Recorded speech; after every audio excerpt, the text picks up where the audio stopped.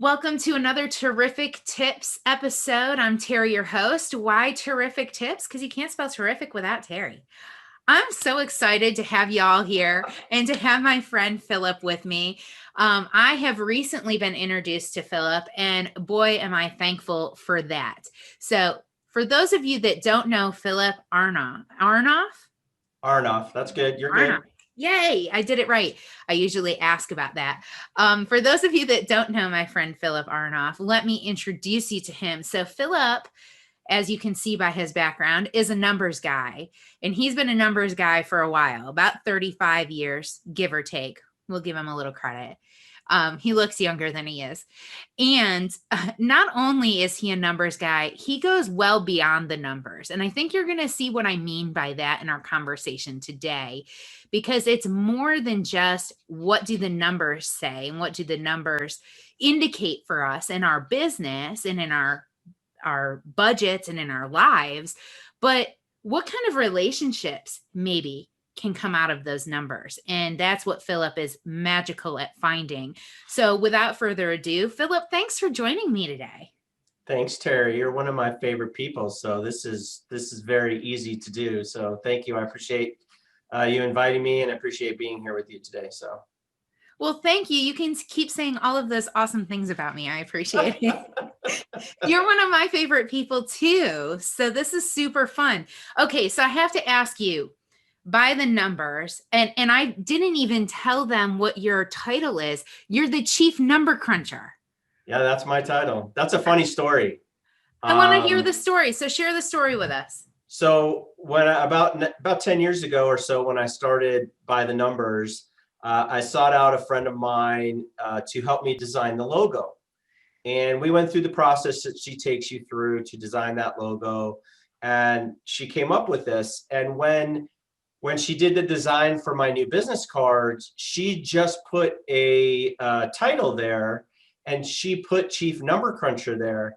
And so when I called her up and said, "Well, did you mean to do that?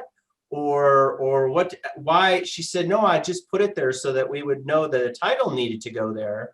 And I said, "Well, I love that title. I just think we're going to stick with it." And that's how it came about. It was total accident, not planned, but it works. That is so awesome. And I got to say, too, one of the things I think I love most about you is we all know the accountants, we all know the bookkeepers, we all know these people, right? But they're not usually as fun or full of personality as you are. So I think having Chief Number Cruncher as your title is so indicative of the person that they're about to meet, right? It's more than just somebody who's going to be behind a computer, which is super cool. Yeah, that I think that just comes from my childhood and the type of kid I was.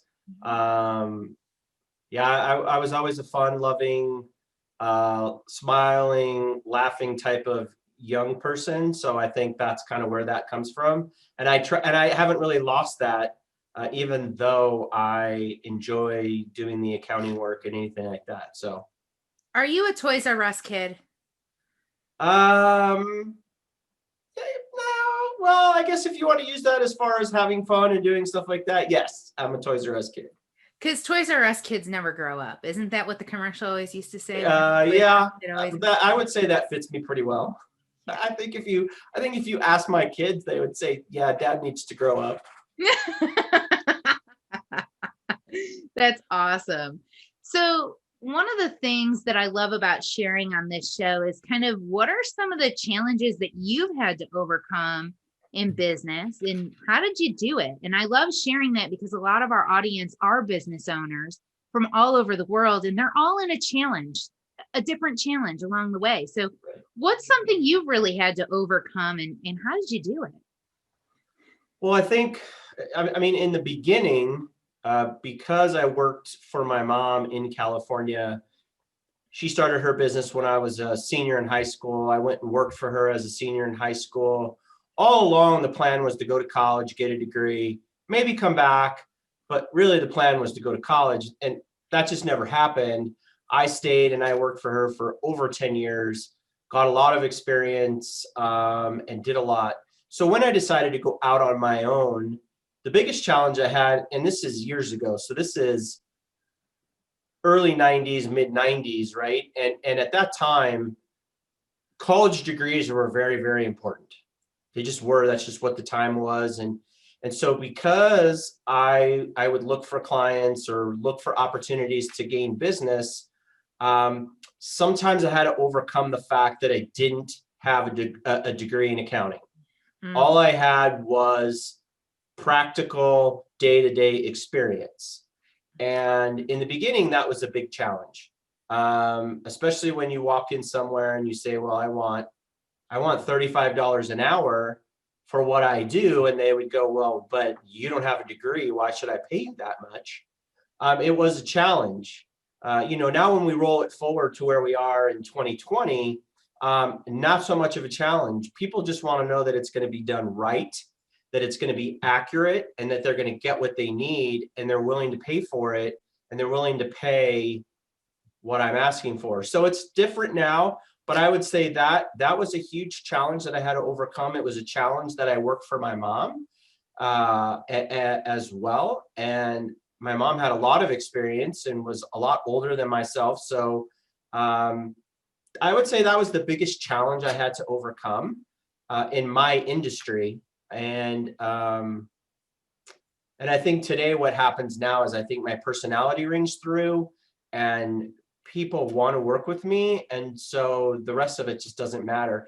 And I think that's also how I overcame it, right? That great personality, fun loving, going in, getting to know the people that I did work for. At some point, they became more of my friends than my clients. It just, and they were just comfortable. And that's kind of how I overcame it. Gotcha. I love that you focused on the way that the college degrees, the value that we had placed on college degrees back then, and how that's kind of changed over time, because that really has. And there are people that are listening to this call right now thinking, well, golly, I don't have a college degree, so I can't, right? We say we don't have a college degree, so we can't.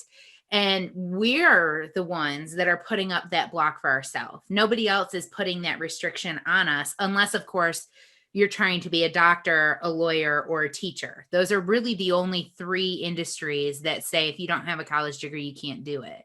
Right. But otherwise, you can be anything without a college degree.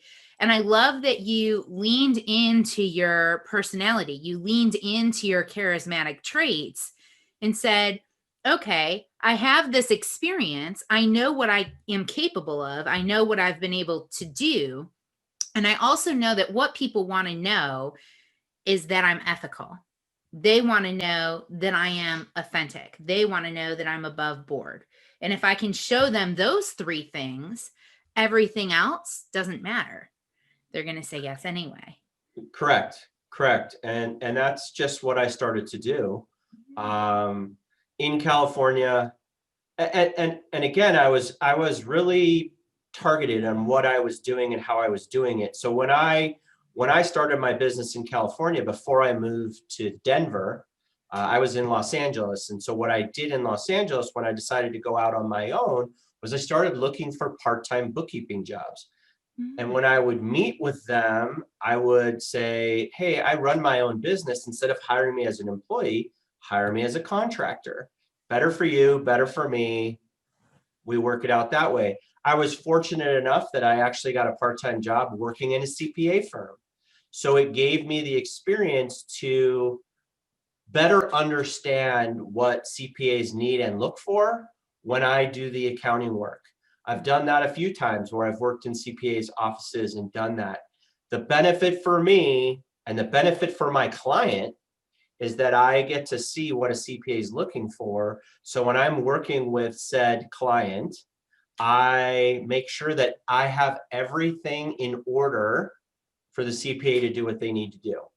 Yeah. And so I was pretty targeted in the different things that I did to get the experience that I would need that would really make me valuable when I would go out there and meet with prospective clients. And that's a great nugget too. It's not looking at the work or the job as a paycheck, as a means to an end. You looked at it for the experience that you could get out of it and how you can apply that. I had another guy on the show really early on, David Frankel. he did the same thing. I mean, at the time that I had him on the show, he was being a Pizza Hut delivery driver because that's what happened during COVID. You had to do whatever you could do. But what he was taking from the experience was the systems. He was taking the process. He was taking the training.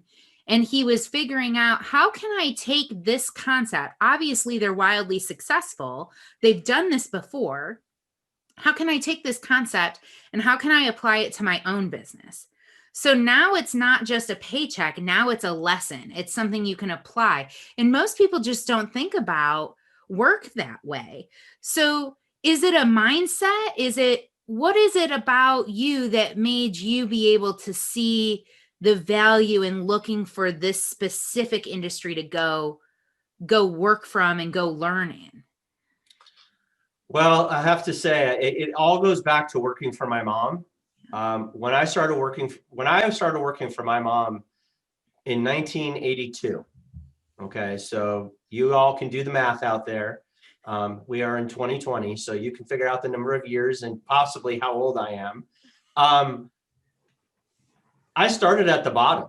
I mean, I started doing data entry work or stuff like that, very basic, or like at that time, when we would do work for clients and we would get their bank statements, it had their check copies in the statements. I mean, I don't know if you ever remember seeing that as a kid. That doesn't happen anymore, right? We actually got the physical copy of the check. So some of the things that I used to do is I would take those checks and I would put them in number order so that we could store them for the client. That was one of my jobs, right? Wow. And then, as I continued doing work, and I did books by hand manually. A personal computer didn't exist in 1982. It just didn't. There were these big monstrous computers, and we had a DOS-based accounting software that we used, maybe 3 or 4 years into my working for her. And so I started at the bottom, and I learned everything from the very mundane all the way up to where I am today. But the biggest thing I learned is the relationship that she had with her clients, and the things that she would do for them and how she could help them, and all of the things that she did. So I knew at a very early on, the biggest thing and the most important thing was the relationship between you and the client, or the relationship between you and the client's CPA. And so when I decided to start my own company, I knew I needed to develop those types of relationships. And so for me, going to and working in a CPA firm, it just made sense. Building that relationship, getting a better understanding of tax returns and how things were done, it just made sense to me. And going out and applying for part-time jobs, I got a job working in a law firm as their part-time bookkeeper. That's how I learned QuickBooks. A couple of the attorneys came to me and said, "We want to use this software. Can you do it?" Of course I can. I had never used it in my life, but it was accounting. And if I knew accounting, debits and credits, I could figure out the software. And I did. And so I've been using QuickBooks. That's probably in the mid 90s. Since 1995, I've been using a version of QuickBooks since then. So that was my attitude. Right. And I still follow that today. I still want to I want my clients to feel like they can always call me no matter what, even if it's a 2-minute question. I have a client in Florida. I probably hear from him 3 times a week, but that's okay. Yeah. And I love that. Because you're beyond the numbers, right? And we mentioned it early on, it's beyond the numbers. So what does beyond the numbers mean? I think you're highlighting a little bit about it in terms of the relationship, but let's take that relationship a step further. What does that actually mean for you? Well, for me, what it means is not only am I doing that work for that client and getting them the information they need, but how am I helping that client grow their business? How am I making introductions for that person to where they can go out and grow their business? And I'll give you a perfect example. I have a client, he's in Florida. He has a business where his business is to help people get, what was the word? I just lost it. Reviews. He helps people get reviews online. He has a software that he uses. He shows them how to get the reviews, how to do it. That's what he does. Okay, well, I belong to an organization where there are a lot of massage therapists, a lot of people that need reviews. We're having a conference here next month. He's coming. Why is he coming? Because I made the introduction between him and the owner of the company that's holding the conference here, because I felt what he had to offer really fit with what we're doing. Nice. And it was just that simple. It was taking the 5 minutes in my brain and saying, okay, how can I help him grow his business? What can I do to help him? Because if I help him and he grows his business really big, he's going to need me even more, number one. But number two, when someone comes to him and says, hey, who do you use for your accounting? Guess what? I'm the first name that comes out of his mouth. I'm the only name that comes out of his mouth. He says, this is the guy that you need to talk to.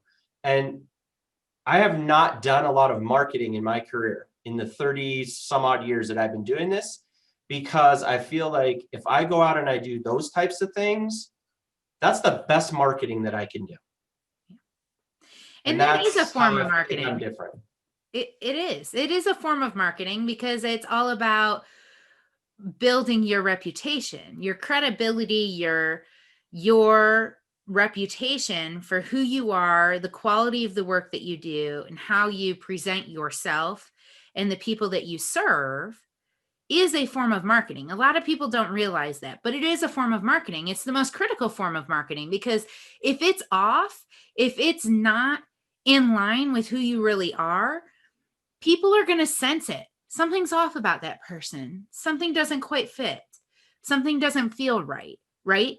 Unless people will do business with somebody where it just doesn't feel right.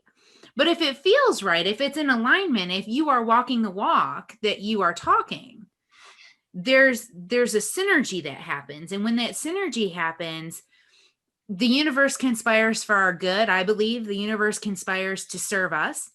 And so if we are walking the walk and talking the talk and doing all of the things that we say that we do for our people, and we're doing it, the universe is going to bring more of those people to us that need us. And so I think that's exactly a form of marketing, putting all of that stuff together and in the right format. Even if you're not doing the social media, even if you're not doing the email, even if you're not doing the events, even if you're not, putting a table up at a trade show, you've shown up for the clients that you have.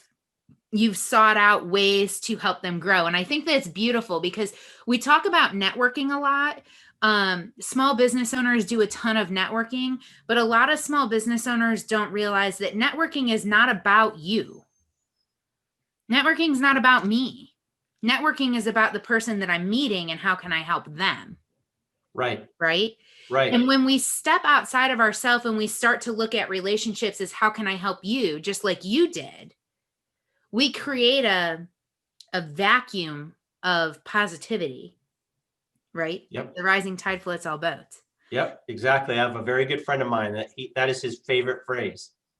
It's one of my favorites too. And here's it's interesting. And I would challenge people, the next time you go to a networking event or networking online or whatever you do, spend time asking other people what they need. Don't talk about what you need. And I know it's hard because we all have this habit where we really want to just tell everybody what we do because we think it's so great. And I get it. I do. I get it because I was there. Okay. 20 years ago, that was me, man. I was great at what I did and I wanted everybody to know it. And that was me. And it worked sometimes, but sometimes it didn't. When I stopped doing that, when I started going to networking events and I started asking people, how could I help them? What did they need? And a lot of times I knew the room that I was in. So if I asked a person what they needed or what they were doing, I already knew that there was someone that I could connect them with. And when you make that connection live and in person and something happens and business happens, it's so powerful. It's super powerful. And that's really what I try and do when if I'm in a room, it's much easier. Online, it's a little bit more difficult, but I still try and figure out a way to make it work. yeah, sometimes you just got to get out of your own way, and Yeah. you gotta look at it differently. Um, and ask, what can I do to help you? And look, if that person doesn't come to you and want to know what you do and whatever, that's okay. It's okay. Because I Mhm. promise you, if you continue to do that, you will reap the benefits. It may take a little while, but you will reap the benefits. So how did you come to this realization? Like, how did you discover that you had to get out of your own way and stop talking about yourself and start figuring out how to serve these other people? So I was lucky enough here in Colorado. I met uh, two people that hosted a radio show here in Denver called the Experience Pros Radio Show. And they were a positive business talk show here in Denver. They're not on the radio anymore, but I'm still very good friends with both of the hosts. And their show was all about being positive. Their show was all about positive people in business, people doing good things in business. On Friday, they would do a show where you could call in and brag about another business doing really good stuff. And then you could talk about your business and you could do it for free. And they would do it every Friday. Okay. It Awesome. was great. It was awesome. And then I was fortunate enough to go work for them for about a year doing some sales and marketing. They had an extreme customer service directory. And we would vet people and bring people in. And when we did it, I was the best salesperson they ever had. And I only did it for a year. Well, first of all, because I believed in what they were doing, but I got a lot of time to spend with them, watching them sell and market and how they spoke. And it was always the first question to the people that they spoke to is, what do you need? What are you looking for? Who do you want to talk to? And so eventually when you start networking with people like that, it just rubs off. It just like, you see what it does, you see how powerful it is. And we were able to, in a year's time. So in a year's time, I sold 60 people into that directory in a year. And we built a networking group that met once or twice a month, and we would have 100 people at this event every month. Awesome. So when I would bring someone new into the circle and I would find out what they do, and I would say, okay, I need you to come to this event because I know 5 people I can introduce you to. Sure, great, sounds great. And then they walk into a room and there's 100 people. It's a pretty powerful message. Yeah. So it was a lot of fun, and I learned a lot. And that's the one thing I still take away from that today is you got to do that. Obviously, we can't do it like that right now, but there's other ways. So We sure can. We just have to do it digitally, right? yeah, right, exactly. It's not an Exactly. in-person conversation. It's an over the Zoom call conversation, or it's an over the social media conversation. Right. But Right. I think that's one of the things, right? Like, we forget when we're prospecting somebody through LinkedIn or when we're prospecting somebody through Facebook Messenger, we forget that there's a person on the other end of that correspondence. Yes. And that person has needs. And Yes. and while you're reaching out to them because you think they're an ideal client for you, they don't know who you are from Adam's house cat. So we have to start the conversation where they are, which is Right. what they need, not what you need. Right. And that changes the dynamic in the relationship. I thought one thing you said that was really super valuable, and I want the listeners to hear that, is you put yourself in a room with people who did it different. Yes. And you Yes. took notes and you observed, and over time, how they did it, you observed the success that they had with the way that they were doing it, and it rubbed off on you, and it changed you for how you do it. Oh yeah. And that's something that I really love about right now, the digital space, being able to network digitally, is you get to be in rooms with people you've never met before, people who you probably would never even be in a room with because they're in a different time or a different location than you are even. But you get to see and observe. You don't have to be the smartest person in the room. Oh no. Yeah. It's not about how smart you are. No. Because look, I'm not always the smartest person in the room. That's for sure. and that's okay. It just be genuine, right? Don't be fake, be genuine. And I think, I don't know, that part of that being genuine, being real, that comes very easy to me. Like if you met me in person, I'm not going to be any different in person than I am on this video or over a Zoom call or whatever. I'm the same person, whether we're doing this or whether we're meeting in person. And I think as long as you're genuine and I don't feel like I have to take a shower after I met you, we're pretty good. So that terminology, genuine, authenticity, this kind of language has really been prominent in our space, in the business space. And I don't know if it was Gary Vee who started it or who it was, but it was somebody prominent that started talking about that genuine or that authenticity. And I'm curious, is there a way or a system or a tool or something that helped you kind of step into that authentic space for yourself? And what does authenticity really mean or genuineness mean to you? Well, it goes back to working with these two people on this radio show because they were very authentic. They were very genuine. They were very, very good. So they learned my love language very early on when I started doing stuff with them. And if you don't know what love language is, I encourage you to go Google it, take the test, do it. It's well worth it, for sure. But they realized very early on what they needed to do to get the most out of me, which was great.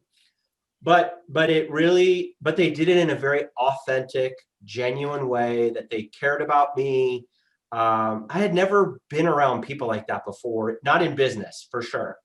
And it just made me realize that I needed to be more myself, fun loving, warm. Like I don't shake hands with my friends. That's just not who I am. I hug my friends. That's what I'm about. That's how I was raised. I hug my family. I hug my parents. I hug my daughters. That's just who I am. And so it just made me realize that I don't need to be this sales guy and I don't need to tell people how good I am at what I do. I don't need to do that. That if they sit down and just have a conversation with me and I'm me, they're going to figure that out all on their own. And I think sometimes people just try too hard because either they're not confident enough in what they're doing or they're struggling. They're not as successful as they'd like to be. So they feel like they've got to do something different instead of continuing to be themselves. And I made a decision, well, however many years ago when I started this business 10 years ago, that I was going to do it and I was going to be myself and I was going to be genuine. And if I didn't become a millionaire, that was okay. As long as I could get up every day and like what I saw in the mirror and like what I was doing, that was more important. And that the money would come, the clients would come, but the most important thing was the relationships that I had with people. And I've had some great business relationships with people that I will always cherish and value, including the relationship with the people that ran that radio show. And I still have that today. So it's like, what do you really want out of business? I mean, if you want to make a lot of money, there's plenty of ways to go do that. There are, and they're out there right now, and you can go do that. For me, I'm probably never going to become rich because relationships are just more important. But I think you still can. Well, we have to define what rich is, right? Sure. I believe the relationships that I have, the friends that I have, the relationships I have with my kids, that makes me a very rich person. That's right. That's right. I think it's really cool that you pointed out something that happens a lot for young business owners, for people who are struggling, especially during this time financially. One of the things that you pointed out was, I have to be okay with what I see in the mirror, and I have to be able to not let my desperation be my shield, right? Because that gets felt before I come into the space. And so if the intention of what I'm bringing to the space is I need a sale today, that's the energy that everybody's feeling from you. It's not about that. And I think even when I first started owning businesses back in 2011, the mistake that or the thing that I had learned that made me be me and be better for myself and for everybody that I came across was I refused to look at my bank account. I wouldn't look at it. I let my husband do all the bookkeeping stuff because if I saw the number in the bank account, it would distract me from showing up as my best self. It would make me have that aura of, oh my God, I need a sale. Yep. Right. And right. Not, I'm here to serve others.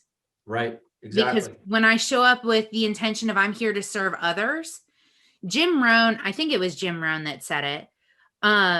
The more people that it might've been Zig Ziglar, the more people that you can serve, the more you will have everything that you need. Yeah. Right. I agree. And I'm a firm believer of that. And I grew up listening to Jim Rohn and Zig Ziglar and Les Brown and all of these guys. My parents were in multi-level marketing companies. So I grew up listening to all these guys. This was my education at home. And I really embody that the more people we can serve, the more we will have everything that we need. Yep. And so being able to show up without that, I need a sale, and be able to show up with the intention of serving, you will get the sale that you need. Is it going to happen in that moment? Probably not. But you don't know. You don't know who knows who or what they need until you ask. Yeah. I mean, an example for me, right? What I think is going on in the industry that I work in today is that because there's so much technology in the industry that I work in, and because it's so easy for people to be able to do it virtually and not have to go to clients, that people don't do it anymore. People don't go to clients' offices. People don't deal with their clients face to face. One of the things that I believe separates me from everybody else is that if someone calls me up and says, look, I'd really like you to come to our office to do the work, no problem. If that's what you need, that's what you want, that's not a problem. I understand and I get it. I mean, I have a client that's an attorney, and I wanted to try and do all of his accounts payable, paying all his bills electronically. Just do it because with the softwares that we use, you can do that. He sent me an email and said yesterday, look, for my own brain and how I think, I don't want to do it that way. I want to write checks, I want to sign them, and I want to send them out. And my response was, it's your business. We will do it how you want to do it and what makes you comfortable. And I think sometimes in my industry, that's just not always how we think. And for me, client comes first. What client wants, what client needs, client comes first. I do my best to give them everything that they want and need, but I also try to educate them sometimes that there might be a better way to do it. I don't force them to do it that way, but client always comes first. There's a question, actually. So a lot of small business owners, and I've run into this, my husband's run into it a couple of times with some of the business owners that we've served over the years, and we hear about it. We hear about it in the news. We hear about it in the papers, embezzlement, right? And that's a big thing. So for a business owner, what's one of the biggest mistakes they make when it comes to hiring an accountant or a bookkeeper in this time? Not paying attention. Yeah. But if they don't know it, like if they don't, what is it that they're supposed to pay attention to? But I mean, and the interesting thing is with this client of mine, the attorney, that's what had happened to him before. And so I understand why he is the way he is, because he turned everything over to this person, didn't pay attention. She took care of everything. And one day he woke up and things weren't being done. He was getting letters from the state and the IRS and things like that. And I understand wanting someone to just do it. I get it. And I've had people say, you just take care of it, you just do it. And my response is, I can do that, but you are still going to do this, this, and this, and this, because it's still your business and you still need to pay attention to what's going on. So my advice is yes, you can allow someone to do it, but you should always never, ever, ever give the ability to someone else to sign a check, ever. If somebody says, oh, I just want you to be the signer, I appreciate that, but that's not happening. It's to protect me and to protect the client. Gotcha. Okay. So that's the first thing. I just don't do that. And I always say to the client, I always want you to know what's going on. So I'm always going to come to you for approval of your bills to be paid. And I'm always going to bring the checks for you to sign. It's a 5-minute thing. Even you set aside, the client can set aside 20 minutes to meet with me. They do that, it gets done, and then it's done. But at least they know what's going on. And I think, again, my client is a perfect example. He wants to know that. And I'm fine with that. I don't take it as like he doesn't trust me or anything like that. I don't. He just was burned before, doesn't want to get burned again. And that's just the way we got to do it. And I think business owners need to take on that responsibility. Because if they don't, and somebody burns them, then it's really their fault because they're just not paying attention. And so paying attention to what it is that is being paid when that is happening and how much those checks are for. Because if you don't know what those checks are for, you don't know what's being paid where or when, it's super easy for somebody to come in. There was just a case in the news about embezzlement just the other day here. Brian was telling me about it. My Brian was telling me about it. And I don't remember who it was for, but they got busted with like over $500,000 from a local church. They were embezzling from a church. And you'd be surprised how often stuff like that happens. Nonprofits get hit the most with it, right? Yes. So paying attention and knowing what you're writing the checks to is one thing you can pay attention to, is knowing what you're writing the checks to. Right. And also I would say the other biggest thing, because we had this actually happen here in Colorado with payroll and making sure the payroll taxes get paid, right? There was a payroll service company here. It was a small company. He was doing it. He was supposedly paying the payroll taxes and doing all of it. And he wasn't. He was taking the money and embezzling it and not paying the payroll taxes. Yeah. So my advice is if you are going to use a payroll service, it is a legit payroll service that you make sure the money's coming out of your bank and that you double check that, because that is one of the biggest ways that people take money, because he was ACHing the money out of their bank account into his account, but just not paying the payroll taxes. He was keeping the money. So on their books, it looks like they were paying the payroll taxes, but the IRS is like, no, you haven't paid the payroll taxes. So how do they reconcile that? There were some, you have to pay it. The IRS doesn't care. Unfortunately, that's what happened. These companies started getting letters from the IRS, and that's how he got caught, and then he disappeared. He just disappeared with the money, and then they had to negotiate and do things with the IRS to get that handled. So, and I don't want to scare people. It doesn't happen that often, but it happens. It happens. It happens often enough to create news. So are there questions that a business owner should be asking their accountant, their bookkeeper, or their payroll company to know? Is this person somebody that's above board or not? Well, yeah, you have to. Well, first of all, you got to ask, how long have you been in? I mean, if I sat down with somebody, you want to ask that person, how long have they been doing bookkeeping and accounting? Ask for references. Say, hey, can I talk to 2 or 3 of your clients that you do work for right now? If they tell you no, go find somebody else. So I offer references. Like when I'm talking to people, I say, if you want to talk to some of my clients, I'm more than happy to give you names and numbers. So I offer references. I don't wait for them to ask. I offer. So I would ask about references. If they're going to do payroll for you and they say they're going to use a payroll service, who are they using? Like for me, I do payroll for clients. I use a payroll service. I'm a reseller.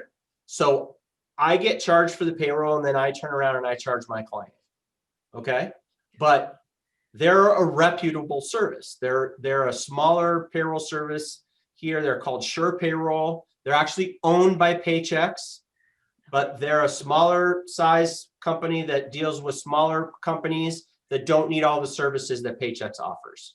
Okay. So just ask questions. Ask 20 questions. It doesn't matter. And if that person doesn't want to answer the questions, then you really should find someone else. That is a key indicator that they are hiding something. That's a great tip. And I think that's a good tip for anybody that you're going to bring into your business to do anything, not just accounting and bookkeeping, although that financially deals with the IRS, the government, your ability to pay your people. So that's definitely important. But asking questions when it comes to bringing anybody in to your organization is going to help you get clarity. It's going to help you to know, is this person really what they say they are or not? One recommendation I would also give is know that you're not just talking to a sales rep, because a sales rep might actually tell you whatever they think you want to hear versus what's actually real. Yeah. When you're dealing with a bookkeeping company, you want to talk to the person who owns it. Yeah. You don't want to talk to a salesperson. That's just my opinion. Yeah. For sure. I would say that about a marketing company too. You want to talk to the person who owns it, not just a sales rep, because the person who owns it has worked every job inside of the company. They've worked every job. And they've set up the systems and the operations for each of those roles inside of their organization. So they know exactly what is or isn't happening. And they're not going to overpromise you something for the purposes of getting a commission. They're going to do what they need to do to keep themselves clean and to protect you as the client. Because I think really business owners want business owners to win. We all want people to win. We don't get into business with the intention of hurting somebody else, right? I just don't believe that about people, I guess. Yeah, no, I don't believe it either. And it does get frustrating for me as a person who does what I do when people go out and do that. But you just try and go out and show people that you're not that person and that you're going to give them whatever they need and whatever they want. And you go and you do it. Yeah. It's just an unfortunate thing that happens in our industry. And the thing is with bookkeepers and things like that is we're not certified like a CPA is. We don't answer to a governing body like a CPA does. So like a CPA has a governing body. If you do something wrong as a CPA, they can file a complaint. You can lose your license. I don't have a license. I'm not saying that's a bad thing. It's the nature of the business. And so when you're hiring a bookkeeper or someone like myself, you have to ask more questions. Yeah, absolutely. Philip, this has been so amazing. What's going to be the best way for our people to get in touch with you? Because I know they want to know the chief number cruncher and figure out how they can keep better books for their business. Well, they can reach me by phone, 720-837-0860. I'm in Denver, so they can definitely reach me by phone, call me, text me. They can find me on my website. And actually, they can actually go to chiefnumbercruncher.com and find my website. And then they can contact me through my site. I'm on Facebook. I'm on LinkedIn. I'm on Instagram. And actually, if you're on Instagram, follow me on Instagram. It's at by the numbers, but the B in numbers is a 6. And that's how you can find me on Instagram. And yeah, I would love to talk to anybody. And even if they just have questions, about things or trying to find the right person in their area, maybe they want to find someone where they're at. They're not here in Denver. That's fine. I'm available for anyone just to ask me questions. I'm not gonna charge you to get on a 10-minute phone call to ask me some questions, I'm more than happy to do that because I want business owners to be successful. That's my biggest thing. I want to see small businesses and medium-sized businesses. I want to see them be successful, and I want to see entrepreneurs out there doing the right stuff. So I love it. I love it. Definitely get in touch with Philip and ask those questions. Philip, I've got one more question for you today. If there was one thing you wish you knew when you were starting your business, what would it be? Well, so I used to have another business here in Denver called the Bookmaster. And I ended up closing that business. I went through a divorce and some things happened personally, but there was a person that worked for me at the time, and she was fantastic. I actually stole her from a client because she was great, right? She did everything like I did it and stuff. And if I would have known, so what happened was is she came to me, she was working part-time for me. She was married. She only needed part-time at that time, but then she decided she wanted more work. And this was at a time, where I wasn't the most confident person in going out and doing what I do at that time. This was before changes happened. And I kind of panicked a little bit and wasn't sure I could do it. And so instead of saying to her, okay, I can't do it for you tomorrow, but it will be my goal to go out and grow business and find more work so that you have enough for what you want to do. I told her I couldn't do it, and she ended up leaving. And when she left, my business took a serious hit. And if I would have known, if I would have been more confident or whatever you want to say, and I'm still friends with her today, and I've told her this story. I would have just gone out and looked at her and said, okay, I can't get the work right now. I will focus on going out and getting more clients and building more clients and bringing you what you need. I just need you to stick with me until I can get it done. So if I would have known that that was going to happen when I did what I did, I would have done it differently. Yeah. But we all have to learn those lessons. We do. We do. We're exactly where we're supposed to be, exactly when we're supposed to be there for Correct. whatever lesson is going to come out of it. So while it was a painful realization, it did help you find your confidence and step into that. Yeah. I mean, eventually I realized that I look back on it now, and if I just would have said, okay, let's do it together. Let's go find clients. Let's build it up. Let's go. Let's just do it. I don't know. I can't promise you it's going to happen today, but I can promise you it's going to happen eventually. Yeah. Let's go get it. Yeah. That would have been my answer today. So. Well, now you know. So for those of you listening, if you have a valuable employee that you want to keep who is looking for more hours or an increased pay, find a way, because you don't want to let that person go. No. Yeah. No, biggest mistake. Yeah. But that's okay, because you know what? You're still friends with her today, and you never know what might happen. She has 2 great kids. She lives in Arizona now. She's not in Colorado. We actually talked a while ago and had a great conversation. Yeah. So we're still friends, and she's an awesome person. And eventually I'll get down to Arizona and see her in person. So awesome. Well, thank you, Philip. This has been absolutely amazing. I've so enjoyed listening to your stories and hearing your progress and your development. I'm honored and thrilled to be part of that journey with you. And for those of you listening, till next time, thanks for tuning in.